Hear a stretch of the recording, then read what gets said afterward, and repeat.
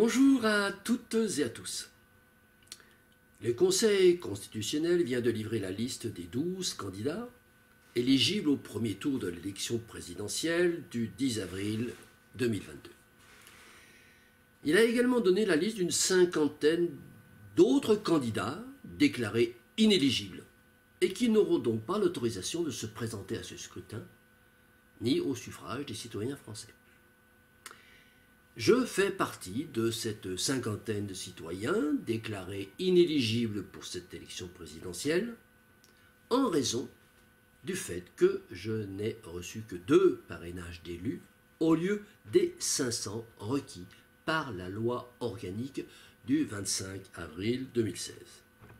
Alors une courte période préélectorale, dite période officielle, d'1 mois, s'ouvre maintenant, durant laquelle les 12 candidats adoubés par le groupe restreint des maires et de quelques autres élus vont venir nous présenter sur les médias publics leur programme au demeurant fort peu dissemblables les uns des autres, tout au moins sur les fondamentaux des enjeux sociétaux à venir. Pour ma part, et bien que déclaré inéligible, je n'en continuerai pas moins à faire campagne en diffusant chaque jour une chronique vidéo de courte durée, notamment par l'intermédiaire de mon blog politique personnel demainladécroissance.com. Dans ces chroniques quotidiennes, je m'attacherai à livrer une analyse critique et argumentée de chacun des programmes proposés par les 12 candidats adoubés, en démontrant méthodiquement l'affirmation que je viens d'énoncer, c'est-à-dire que tous ces programmes sont identiques sur l'essentiel. Alors, une question se pose. Pour qui voter les 10 et 24 avril prochains? Eh bien, la réponse est simple.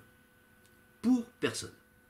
C'est pourquoi j'appelle fermement, résolument et dès aujourd'hui à l'abstention pour cette élection. J'appelle également tous les candidats déclarés inéligibles par le Conseil constitutionnel à faire de même, et ce, afin de faire de l'abstention désormais un outil stratégique majeur pour l'avènement de la vraie démocratie. L'abstention. Alors, une mise au point s'impose sur le sens précis du terme abstention. Et par voie de conséquence, cela ouvre la voie à une véritable et nouvelle théorie politique de l'abstention. Au niveau lexical, toutes les définitions du substantif abstention et du verbe s'abstenir concordent pour désigner l'acte de ne pas faire quelque chose de prévu. Ne pas faire quelque chose de prévu.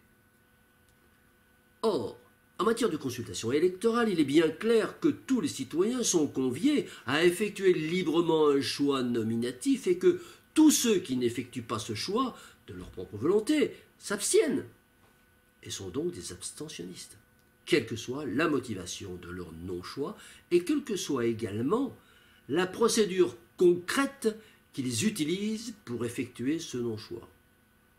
C'est-à-dire 4 possibilités. La non-inscription sur les listes électorales. N'oublions pas qu'il y avait, par exemple aux européennes de 2019, 5 millions de citoyens non inscrits sur les listes électorales. Deuxième possibilité, le non-déplacement au bureau de vote. Les citoyens étaient 23,5 millions pour ces mêmes élections. Le vote blanc, ils étaient 1,5 demi-million. Le vote nul, ils étaient également 1,5 demi-million.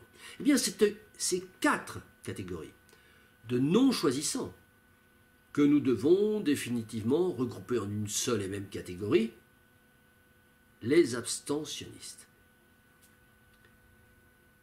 Cette clarification n'est pas anodine, car elle fait grimper, de fait, le pourcentage relatif de l'abstention vers des sommets très élevés. Par exemple, pour les européennes de 2019, ce comptage fait monter l'abstention à 57%. Pour le premier tour des législatives de 2017, il devait grimper à 58%. Et pour le second tour des législatives de 2017, à 62%. Ces chiffres, qui sont sans équivoque, ces chiffres confirment une tendance lourde, récurrente et désormais indiscutable dans notre pays. Cette tendance, eh bien, elle est désormais devenue une réalité. Et cette réalité, c'est que non seulement ceux qui rejettent le système oligocratique constituent le groupe citoyen le plus important de France, en termes relatifs, mais qu'en plus ce groupe détient et très largement la majorité absolue. Alors il importe désormais de conforter et d'améliorer encore cette réalité abstentionniste à chaque élection en poursuivant 4 objectifs. Premier objectif, faire en sorte que les tenants du système oligocratique, alors le système oligocratique, c'est le système qui réserve l'exercice du pouvoir à une minorité restreinte. Oligocratique n'est pas un gros mot, c'est un mot qui désigne très exactement le système politique actuel. Eh bien, ce premier objectif, c'est faire en sorte que les tenants de ce système oligocratique se rendent compte qu'ils sont devenus minoritaires. Deuxième objectif poursuivi par cette théorie politique de l'abstention, c'est développer et diffuser dans le grand public l'idée que les représentants élus sont légaux. Nous sommes légalistes. Qu'ils sont légaux mais qu'ils ne sont pas légitimes. Troisième objectif, saper en profondeur le socle de crédibilité des élus oligocratiques sur la base d'une idée simple. Cette idée simple, c'est que les citoyens ne veulent plus des procédures électorales qu'on leur impose. Et enfin, quatrième objectif, objectif tourné vers l'avenir, faire émerger progressivement des candidats porteurs d'un projet de transformation institutionnelle allant vers une vraie démocratie. Alors, beaucoup de démocrates convaincus partagent globalement ces idées, mais un certain nombre se sentent néanmoins irrépressiblement attirés par les urnes à chaque élection. C'est la tentation du vote quand même. Et attirés à chaque fois pour des raisons circonstancielles plus ou moins sincères que nous pouvons classer en 3 catégories. Première catégorie, le vote particulariste. Vote caractérisé par le fait d'apporter son suffrage à tel candidat qui proposera une mesure particulière qui nous tient particulièrement à cœur. C'est un vote sincère, mais qui valide, il faut bien le dire, le système de fait. Deuxième catégorie de vote quand même, le vote utile, ce fameux vote utile, caractérisé par le fait de voter pour le candidat le moins pire du point de vue du votant. C'est également un vote sincère, mais qui est fondé sur l'illusion qu'il existe, qu'il existerait une différence de fond significative entre le candidat A et le candidat B. Or, ce n'est qu'une illusion. Et le fait que le votant ne s'en rende pas compte, eh bien, ça le range objectivement dans la catégorie de ceux qui valident le système. Troisième catégorie, enfin, de vote quand même, le vote d'imposture. Ce vote d'imposture, il est caractérisé par le fait de voter instinctivement pour une famille politicienne dont son imaginaire est imprégné, malgré le fait qu'on puisse tenir éventuellement un discours de façade anti-système. Car c'est bien au pied de l'élection qu'on voit les militants. Eh bien, dans les 3 cas, malheureusement, ces voix feront défaut au groupe abstentionniste, groupe qui est le seul à signifier qu'il refuse volontairement le choix qu'on lui propose. Alors on nous objecte souvent que le fait qu'un citoyen refuse de se prononcer sur le choix qu'on lui propose, impose, ne veut pas dire qu'il rejette le système électoral dans son ensemble. Cette objection est récurrente, elle se fonde sur des éléments purement subjectifs ou des éléments de ressenti. Elle avance des raisonnements divers en suggérant que ceux qui ne vont pas voter ou même ceux qui ne sont pas inscrits sur les listes électorales, 5 millions, n'oublions pas, eh bien ils le font pour des raisons indépendantes de leur volonté ou des raisons qui n'ont rien à voir, qui n'auraient rien à voir, soi-disant, avec le rejet de la procédure qu'on leur propose. Certains pseudo-analystes suggèrent même que ces abstentionnistes de fait marquent simplement leur non-intérêt pour les procédures et pas leur désaccord.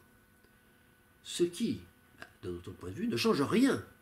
Ça ne change rien au fait que celui qui n'est pas intéressé par le mode de choix qu'on lui propose, eh bien, celui-là retire de fait toute légitimité au choix final qui lui sera imposé une fois validé. Et c'est sans doute pour cette raison que d'autres analystes encore plus aléatoires que les précédents évoquent sans broncher que ces abstentionnistes seraient possiblement des simples d'esprit. Je n'entrerai pas, pour ma part, dans ce débat byzantin qui ne repose sur aucune base factuelle et qui ne fait appel qu'à des présomptions. Je ne retiendrai que l'objectivité des chiffres bruts et le vrai sens des mots, qui conduisent à la conclusion que ceux qui refusent de voter signifient bien un refus de la votation, telle qu'elle est proposée, imposée par le système en place. En conséquence, je lance donc aujourd'hui un appel solennel à l'abstention pour cette élection présidentielle. Abstention sous toutes ses formes et pour les 2 tours de ce scrutin. D'autre part, j'invite tous les vrais démocrates à rejoindre le collectif Dénonciation Élection, collectif qui vient de se constituer et qui s'est donné pour objectif de porter devant les tribunaux le caractère anticonstitutionnel de la loi sur les parrainages, cette loi illégitime qui transforme l'élection du président de la République au suffrage universel direct pourtant prévu par la Constitution dans son article 6, le transforme en une véritable farce électorale au profit d'un entre-gens restreint. Je vous remercie et je vous dis à bientôt.